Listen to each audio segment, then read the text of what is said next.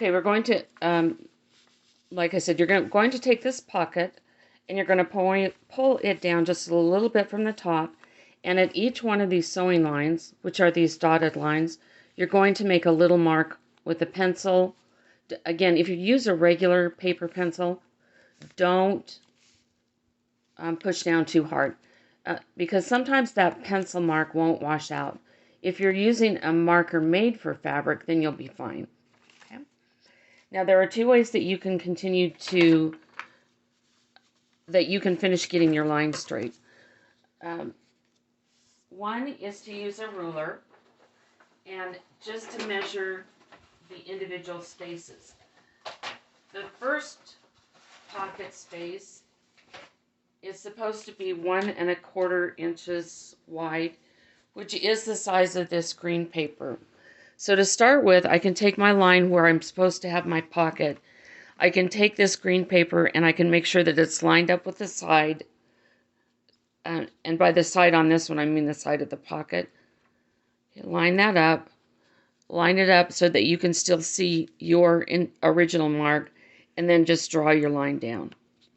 Okay, now for the others, you're going to be using the orange paper. Okay, now, the only problem with this is that sometimes it's possibly not very accurate.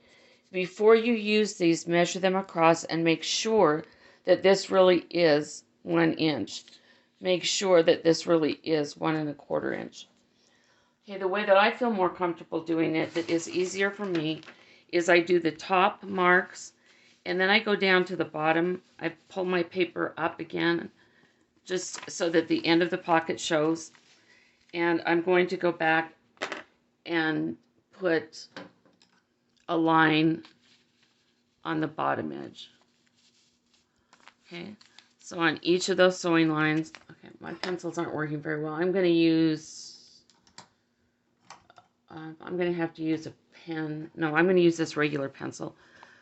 Okay, so I'm going to put a mark there, there, and there, and just continue doing that all the way across.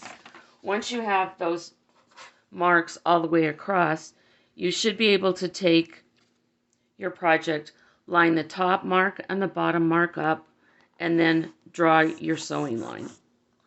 Okay, and again, top and bottom, and draw your sewing line. Each one of those spaces should be 1 inch wide after the first one. The last thing you could do is, if you have a ruler that is clear, this is where my 1 inch line is, this dotted line. So if I line that dotted line up with one of my pencil marks, I think you can see it through there. I line it up with my pencil mark, then I have created a space that's exactly 1 inch wide.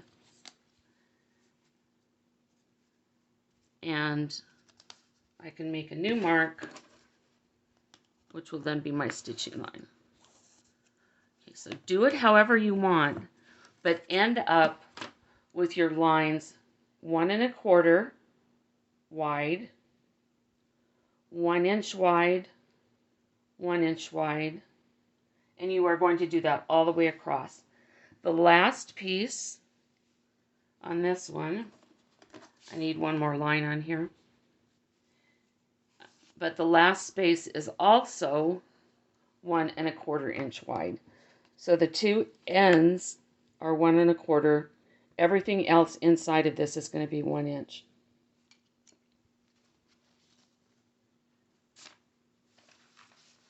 Your instruction then tells you to go to your sewing machine and to stitch each of those lines.